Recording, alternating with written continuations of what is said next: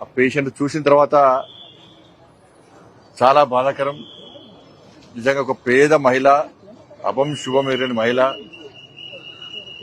అమాయక మహిళ పట్ల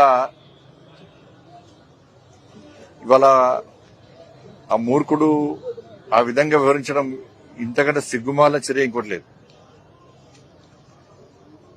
వాళ్ళ అన్నకు రాఖీ కట్టడానికి అని రాఖీ పండుగ రోజు పోతుంటే ఆటో డ్రైవర్ కదా అని చెప్పి వాడు మూర్ఖుడు అని తెలియకుండా వాడిని ఆటో ఎక్కితే జంగల్ తీసుకుపోయి ఆమెను ఇష్టానుసారంగా రాళ్లతోని కట్టెలతోని, అసలు ఫేస్ లో ఏం లేదు, ఫేస్ మొత్తం పండ్లు మొత్తం ఎక్కలేదు, ఫేస్ మొత్తం ప్లాస్టిక్ సర్జరీ చేసి మొత్తం సర్జరీ చేసిన, ఫేస్ లో ఏం లేదు. అంత మూర్ఖంగా వాడు వివరించడం జరిగింది. ఇప్పుడు కలకత్తా సంఘటన గాని, నిర్భయ సంఘటన గాని, ఈ సంఘటన సేమ్ మేము ప్రాణాలతో ఉన్నది కాబట్టి ఎవరు మాట్లాడతలేరు. ఏమన్నా చచ్చిపోతే సంతాపం, బతుకుంటే పరిహారం. ఇదే పార్టీల పాలసీ, ప్రభుత్వాల పాలసీ, ఇదే పాలసీ.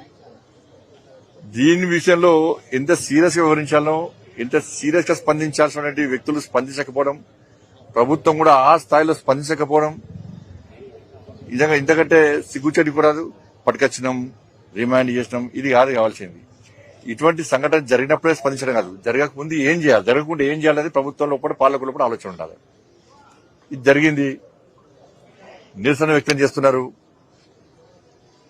ఆ లోపల మళ్ళా రాళ్ళేసిండ్రు కొంతమంది మూకలు, మళ్ళీ గొడవలు అయినాయి. మరి గొడవలు ఎందుకు జరిగింది, దేనికోసం జరిగిందో ఆలోచించాలి. ఇలా ప్రభుత్వం ఏం చేస్తుంది, ఒక వర్గాన్ని సంతృప్తి పరచడానికి హిందువుల మీద లాఠీచార్జ్ చేస్తారు, హిందూ యువకులను అరెస్ట్ చేస్తారు, నాన్ బెయిలబుల్ కేసు పెట్టి రిమాండ్ చేస్తారు. ఇక రాష్ట్ర ప్రభుత్వం చేసేది కదే, దానిలో 2 పట్టుకొస్తారు, దీనిలో 50 మంది పట్టుకుంటారు.